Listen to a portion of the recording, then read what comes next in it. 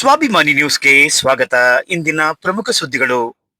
ವಿಶ್ವ ಕಾರ್ಮಿಕರ ದಿನಾಚರಣೆಯ ಅಂಗವಾಗಿ ಮೇ 1ರಂದು ಸಾಗರದ ಬೆಳಲಮಕ್ಕಿ ಸಮೀಪದ ಕೈಗಾರಿಕಾ ವಸಾಹತು ಪ್ರದೇಶದಲ್ಲಿ ಮಲೆನಾಡು ಸಣ್ಣ ಕೈಗಾರಿಕೆ ಮಾಲೀಕರು ಮತ್ತು ಕಾರ್ಮಿಕರ ಸಂಘದಿಂದ ಕಾರ್ಮಿಕರ ದಿನಾಚರಣೆಯನ್ನು ಆಚರಿಸಲಾಯಿತು. ಈ ಸಂದರ್ಭದಲ್ಲಿ ಕಾರ್ಮಿಕರ ಸೇವೆಯನ್ನು ಪರಿಗಣಿಸಿ ಕೆಲವು ಕಾರ್ಮಿಕರನ್ನು ಸನ್ಮಾನಿಸಲಾಯಿತು.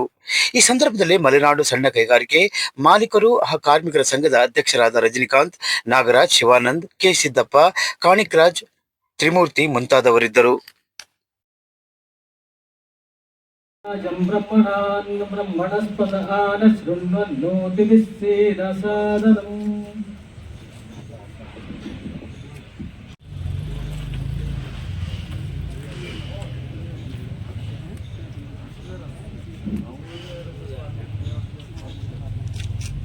ತೊಂಬತ್ತೆಂಟು 588 ಮಾರ್ಕ್ಸ್ ಟೋಟಲ್ ತಗೊಂಡಿರೋದು 600ಕ್ಕೆ.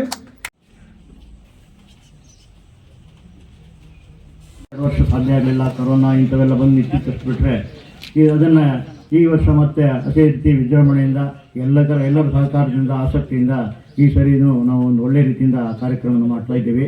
ಇದರಲ್ಲಿ ಎಲ್ಲರೂ ಈ ಸಹಕಾರ ಕೊಟ್ಟ ಹಾಗೆ ಎಲ್ಲ ರೀತಿಯಿಂದ ಎಲ್ಲ ಸಹಕಾರ ಯಾವಾಗಲೂ ಇಡೀ ವರ್ಷದಲ್ಲಿ ಕೊಡಬೇಕು. ಈ ಕಾರ್ಮಿಕರು ನಾವು ಇಡೀ ವರ್ಷ ನಾವು ನಮ್ಮ ಕೂಲಿ ಕೆಲಸದಲ್ಲೇ ಕಳೆದಿರ್ತೀವಿ. ಅದನ್ನು ಈ ಒಂದು ದಿವಸ ಒಂದು ನಮಗಾಗಿ ಒಂದು ದಿನ ಈ ಥರ ಎಲ್ಲರೂ ಸೇರಿಕೊಂಡು ಆನಂದವಾಗಿ ಆಟೋಟಗಳನ್ನು ಆಗಲಿ ಸಹಭೋಜನ ಜೊತೆಗೆ ಇದನ್ನೆಲ್ಲ ಮಾಡಬೇಕು ಅನ್ನೋ ಉದ್ದೇಶ ಇತ್ತು. ಅದನ್ನು ಇಷ್ಟು ವರ್ಷ ನಡ್ಸ್ಕೊಂಡ್ಬಂದಿದ್ವಿ, ಈ ವರ್ಷವೂ ಮಾಡ್ತಾ ಇದ್ದೀವಿ.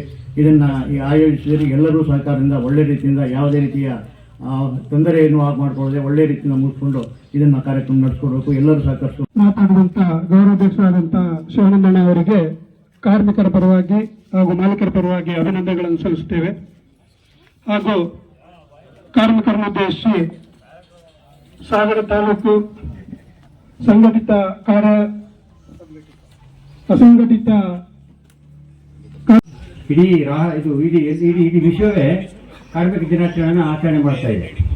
ಆ ದೇಶದಲ್ಲಿ ನಾವು ಸಾಗರ ತಾಲೂಕಿನಲ್ಲಿ ಮಲೆನಾಡು ಸಣ್ಣ ಕೈಗಾರಿಕೆ ಸಂಘದ ಅಧ್ಯಕ್ಷರು ಮತ್ತು ಅವರೆಲ್ಲ ಪದಾಧಿಕಾರಿಗಳು ಸೇರಿ ಸಾಗರದಲ್ಲಿ ಈ ಒಂದು ಕೈಗಾರಿಕೆ ವಸಾಹತಿನಲ್ಲಿ ಪ್ರತಿ ವರ್ಷ ಕಾರ್ಯಕ್ರಮ ಹಮ್ಮಿಕೊಳ್ತಾ ಇದ್ದಾರೆ. ಬಟ್ ಅದೇ ನಾನು ಬಂದಿದ್ದು ಇದು ಪ್ರಥಮ. ನಾನು ಈ ಇಂಡಸ್ಟ್ರಿಯಲ್ಲಿ ನಮ್ಮದು 2 ಇಂಡಸ್ಟ್ರಿಯಲ್ ಶೆಡ್ಗಳಿದ್ರು ಸಹ ನಮ್ಗೆ ಈ ಸಾರಿ ನಮಗೆ ಆಹ್ವಾನ ಬಂದಿದೆ, ನಾವು ಬಂದಿದ್ದೀವಿ. ನಮಗೂ ಸಹ 2 ಶೆಡ್ಗಳಿದೆ, ಇದೇ ಏರಿಯಾದಲ್ಲಿ 2 ಶೆಡ್ಗಳಿದ್ದಾವೆ. ಆದರೂ ಸಹ ಈ ಸಾರಿ ಆಹ್ವಾನ ಸಿಕ್ಕಿದೆ. ಆ ದೃಷ್ಟಿಯಿಂದ ನಾವು ಈ ಏರಿಯಾದಲ್ಲಿ ಅಂತೇಳಿ ತಿಳ್ಕೊಳ್ಬೇಕು. ಯಾಕಂತ ಹೇಳಿದ್ರೆ ನಾನು ಸಾಗರ ತಾಲೂಕು ನಮ್ಮ ಕಾಂಗ್ರೆಸ್ ಪಕ್ಷ ಕಾರ್ಮಿಕ ತಾಲೂಕು ಅಧ್ಯಕ್ಷ ಆಗಿದ್ದರು ಸಹ ನಾವು ಏರಿಯಾದಲ್ಲಿ ಸಹ ನಾನು ಸಹ ಇಂಡಸ್ಟ್ರಿಯಲ್ಲಿ ಇಟ್ಕೊಂಡಿದ್ದೀನಿ. ನಮ್ದು 2 ಇಂಡಸ್ಟ್ರಿಯಲ್ ಇರೋದು. ಆ ದೃಷ್ಟಿಯಿಂದ ಮುಂದಿನ ದಿನಗಳಲ್ಲಿ ನಮ್ಮ ಸಹಕಾರವನ್ನು ಸಹ ಕೊಡ್ತೀವಿ. ನಾವು ಈ ಸಂಘದಲ್ಲಿ ಸಹ ನಾವು ಒಂದು ಮೆಂಬರ್ಶಿಪ್ ನಮಗೂ ಅವಕಾಶ ಕೊಡಬೇಕಂತ ಕೇಳ್ತಾ ಇದ್ದೀವಿ.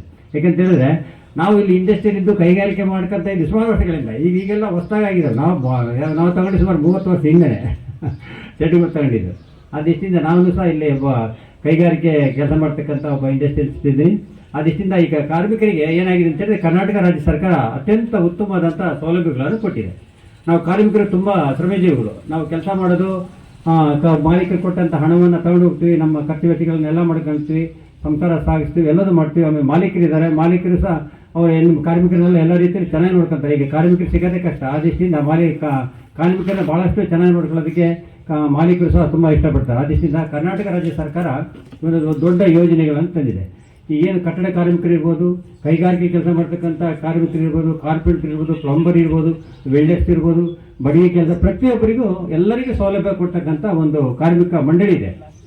ಆ ಮಂಡಳಿಯಲ್ಲಿ ಸಿಗ್ತಕ್ಕಂಥ ಸೌಲಭ್ಯಗಳನ್ನು ನಾವೆಲ್ಲರೂ ಪಡ್ಕೋಬೇಕು. ಎಲ್ಲರೂ ಸಹ ಏನಾಗಿದೆ ಅಂತ ಹೇಳಿದ್ರೆ ಕರ್ನಾಟಕ ರಾಜ್ಯ ಸರ್ಕಾರ ಒಂದು ಆರೋಗ್ಯ ಸೌಲಭ್ಯ ಅಂತ ತಂದಿದೆ. ಆದರೆ ಆರೋಗ್ಯ ಸೌಲಭ್ಯ ಸಮರ್ಪಕವಾಗಿ ಕಾರ್ಮಿಕರಿಗೆ ಸಿಗ್ತಾ ಇಲ್ಲ. ಹೇಗೆ ಸಿಗ್ತಾ ಇಲ್ಲ ಅಂತ ಹೇಳಿದ್ರೆ ಈಗ ಒಬ್ಬ ಕಾರ್ಮಿಕ ಏನಾದರೂ ಪೆಟ್ಟಾಗಿ ಕಾಲು ಕಟ್ಟು ಏನಾದರೂ ಆಗಿಬಿಟ್ಟು ಆಸ್ಪತ್ರೆ ಅಡ್ಮಿಟ್ ಆದರೆ ಆ ಕಾರ್ಮಿಕ ಅವನೇನು ಮಾಡಬೇಕಂದ್ರೆ ತನ್ನ ಸ್ವಂತ ಕೈಯಿಂದ ಹಣವನ್ನು ಆಸ್ಪತ್ರೆಗೆ ನಾಗಮಣಿ 1999 ಮದುವೆಯಾಗಿದೆ.